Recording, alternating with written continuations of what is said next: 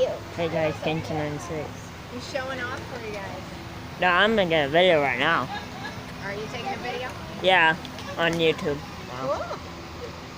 I don't know how. Look, he's coming. There he's coming. Jamie, I think I'm going to give you my phone so you can do it. It's like easy. Are you ready to feed him? Yes. They're so That's cute. so cool.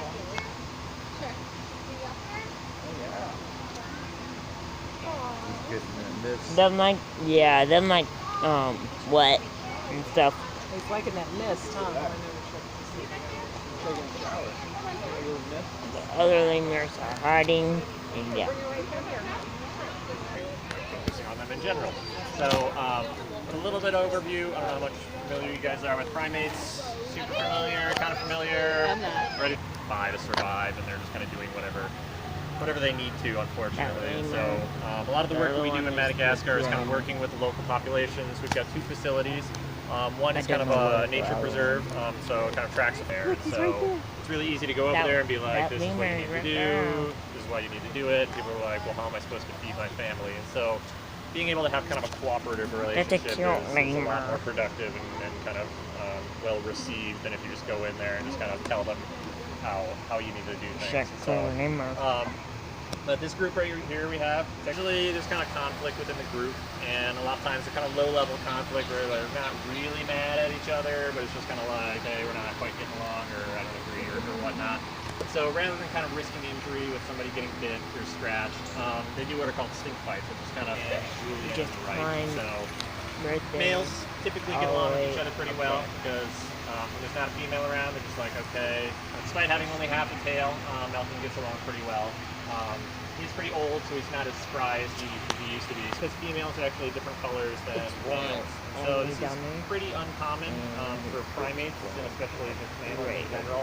Usually you see in birds and whatnot, the strikingly colored. Probably some of the more unique species of lemurs that we have here.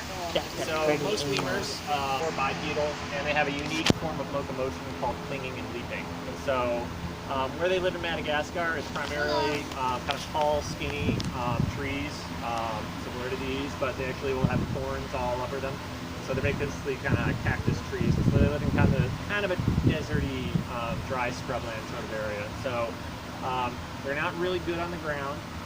When they do, it's endearing, but super awkward at the same time. So they kind of hop sideways, and it's not super graceful, but it's cute. But these guys are actually the most comfortable kind of bouncing between these vertical surfaces. And so they've got extremely powerful legs, kind of similar to what you might see from like a frog, which is massive thigh muscles, and they can just kind of spring themselves from place to place. So they can actually jump up to 30 feet between these. Like kangaroos? What?